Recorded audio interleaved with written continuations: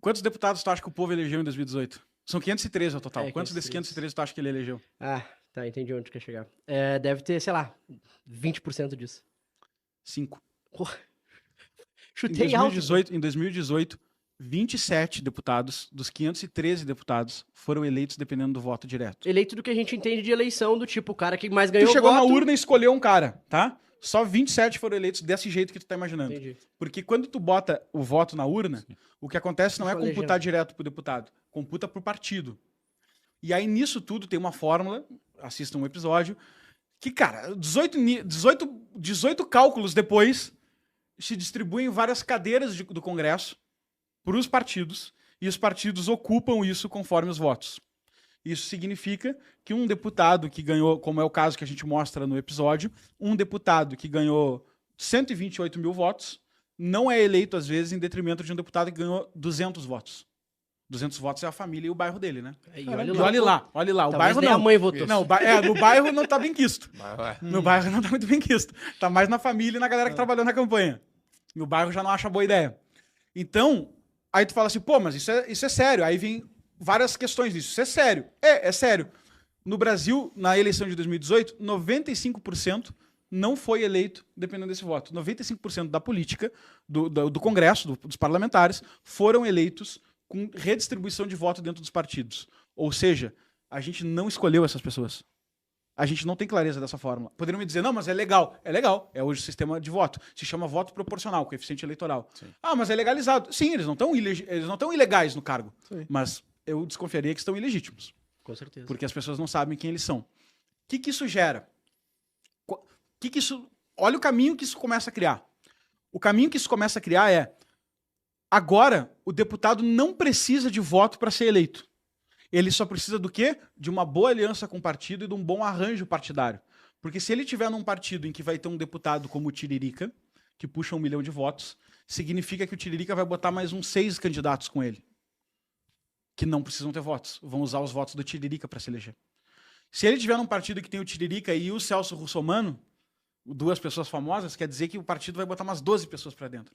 E aí é natural que se crie um incentivo de criar vários partidos. Porque em cada um desses partidos a gente bota um puxador de voto, e ele puxa outras pessoas com ele, e a gente bota parlamentares que não foram escolhidos pelas pessoas. E aí a gente cria uma casta de políticos que beiram a invisibilidade pública, como o texto fala ali, e que são dinossauros que ali, já estão vivem lá. dentro do Congresso, sem depender de voto, pegando fundão eleitoral, usando dinheiro para... O cara não conseguiu o voto, o cara tá lá dentro, ele fica lá dentro governando, votando, escolhendo pela população, aí sai o fundão eleitoral, que ele mesmo decide ter fundão eleitoral, ele fala assim, quero fundão. Aí ele vota o fundão eleitoral, sai o dinheiro, ele pega o dinheiro para fazer propaganda dele. E cria toda essa lógica cíclica de existir um grupo no parlamento que não tem representação popular e que governa em causa própria ou em causa do partido. O nome que a gente dá para isso é Centrão. Agora, o que significa 5% ser eleito? O quórum mais apertado, vamos falar de quórum de impeachment aí, tem que ter 25% para vetar, cara. Tu não consegue vetar nada.